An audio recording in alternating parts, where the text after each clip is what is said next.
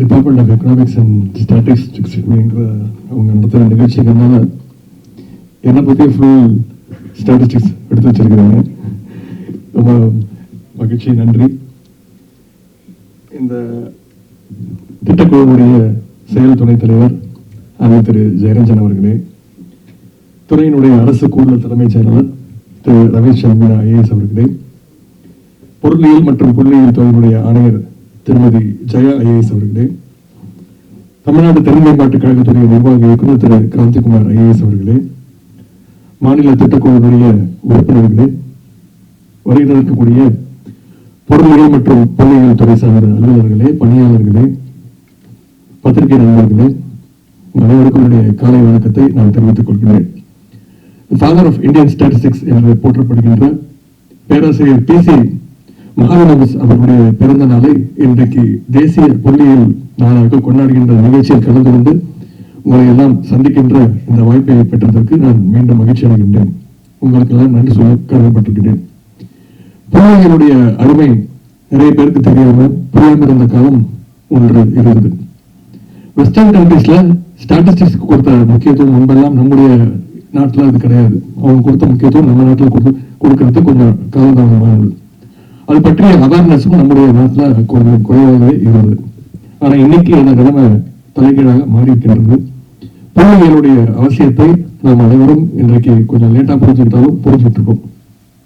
புள்ளியியல் சொன்னா அது ஒரு நாட்டுக்கோ நிறுவனத்திற்கோ மட்டும்தான் தேவை அப்படின்ற சூழல் இன்றைக்கு கிடையாது. ஏன்னா புள்ளிகள் இன்றைக்கு ஒவ்வொரு வீட்டுக்கும் தேவை அப்படின்ற நிலைமை இன்னைக்கு மாறி இருக்கு. உங்க வீட்டுடைய மாத பட்ஜெட் மற்றும் வருடாந்திர பட்ஜெட்னு எல்லாவற்றையும் முறையாக பதிவு செய்து அனலைஸ் பண்ணி பார்க்கின்ற பழக்கம் இன்றைக்கு நம்முடைய தமிழ்நாட்டில் பல குடும்பங்கள்ல உருவாகி இருக்கு. இதெல்லாம் மிக மிக ரொம்ப ஆரோக்கியமான ஒரு முன்னேற்றம், மாற்றம். இப்ப நம்ம AI அப்படின்னு சொல்ற ஆர்டிபிஷியல் இன்டெலிஜென்ஸ் காலத்துல வாழ்ந்துட்டு இருக்கிறோம். ஒரு நல்ல AI மாடலுக்கு ஆழமான டேட்டா இருக்கணும். ஆர்டிபிஷியல் இன்டெலிஜென்ஸ்க்கு மட்டுமல்ல, ஒரு நல்ல அரசாங்கத்திற்கும் துல்லியமான டேட்டா தான் அடிப்படை. அந்த டேட்டாவை சேகரித்து தரக்கூடிய துறையாக, சிறப்பு வாய்ந்த துறையாக இன்றைக்கு இந்த புள்ளியியல் துறை சிறப்பாக திகழ்ந்து கொண்டிருக்கிறது. நம்முடைய முதலமைச்சர் தலைமையிலான திராவிட மாடல் அரசை பொறுத்தவரை நிறைய மக்கள் நல திட்டங்களை ஆட்சி பொறுப்பேற்ற முதல் நாளிலிருந்து நம்முடைய முதலமைச்சர்கள் கொடுத்துட்டு இருக்கிறார். இந்த திட்டங்கள் எல்லாம், முதலமைச்சர் அறிவிக்கின்ற திட்டங்கள் எல்லாம் மக்களுக்கு எந்த அளவுக்கு சென்று சேருகின்றது, பயன்பெறுகின்றது, மக்களுடைய வாழ்வில் அது எப்படிப்பட்ட மாற்றத்தை, சிறப்பான மாற்றத்தை உருவாக்கி கொண்டிருக்கிறது, இதையெல்லாம் தெரிந்து கொள்வதற்கு இந்த அரசுக்கு, முதலமைச்சருக்கு நீங்கள் தான் துணை நிற்கின்றீர்கள். அதற்கு இந்த நேரத்தினுடைய நன்றியையும் பாராட்டுகளையும் நான் தெரிவித்துக்கின்றேன். உதாரணத்திற்கு முதலமைச்சருடைய காலை உணவு திட்டம், அந்த திட்டத்துல மாணவருடைய வருகை பதிவு, அட்டெண்டன்ஸ் எந்த அளவுக்கு இன்க்ரீஸ் ஆயிருக்கு என்பது இந்த புள்ளியியல் துறை எடுத்த சர்வே மூலம் தான் நம்முடைய அரசுக்கு தெரிய வந்தது. அதே போல கலைஞர் மகளிர் உரிமை திட்டத்தில் பெறப்பட்ட மேல்முறையீட்டு விண்ணப்பங்கள் உங்களால் ஆய்வு செய்யப்பட்டு உரிய பயனாளிகள் தேர்வு செய்யப்பட்டார்கள். அந்த திட்டத்துறை வெற்றிக்கும் இந்த துறை மிக மிக முக்கியமான ஒரு காரணம். அது மட்டுமல்ல, புதுமை பெண் திட்டம், தமிழ் புதல்வர் திட்டம், நாடு முதல் திட்டங்கள்ல எப்படி கிராஸ் என்ரோல்மெண்ட் ரேஷியோ, உயர்கல்வி சேர்க்கை விகிதம் எப்படி அதிகமாச்சு, அதே மாதிரி விடியல் பயண திட்டத்தினால ஒவ்வொரு மகளிரும் மாதம் கிட்டத்தட்ட 900 ரூபாய் சேமிக்கிறாங்க அப்படிங்கிறதையும் இந்த துறை தான் ஆய்வு பண்ணி கண்டுபிடிச்சு சொல்லிச்சு. அது மட்டுமல்ல, விவசாய கூலி விவரங்கள்ல தொடங்கி மாநிலத்துடைய தொழில் வளர்ச்சி குறியீடுகள் வரை உங்களுடைய தரவுகள் தான் இந்த அரசுக்கு ஒரு அளவுகோலாக இன்றைக்கு வரை திகழ்ந்து கொண்டிருக்கிறது. இன்றைக்கு நாம் திராவிட மாடல் என்று பெருமையோடு சொல்லிக் கொள்றோம். அதற்கான அடிப்படைகள் எல்லாமே இந்த புள்ளி விவரங்களை வைத்துத்தான் பெருமையோடு சொல்கின்றோம். ஏதோ போகிற போக்கில் வார்த்தை ஜாலத்திற்காக திராவிட மாடல் அப்படின்னு நம்ம சொல்லவில்லை. எல்லாத்தையும் புள்ளி விவரத்தோடு ஆதாரத்தோடு தான் நீங்க சொல்லிக் கொண்டிருக்கிறோம். எல்லா புள்ளி விவரங்களையும் டேட்டாவையும் நாம வெளிப்படையாக வைத்து சொல்கின்றோம். இன்னும் சொல்ல போனா பல சர்வேக்களை நாமே எடுத்து மக்கள்கிட்ட புள்ளி விவரங்களை கொடுக்கின்றோம். புள்ளி விவரங்களை சில அரசுகள் மறைக்கும், சில புள்ளி விவரங்களை பொதுவில் வெளியிட மாட்டாங்க. ஏன்னா அந்த புள்ளி விவரங்கள் அந்த அரசுக்கு சில சமயங்கள்ல சாதகமாக இருக்காது, அதனால மறைப்பாங்க.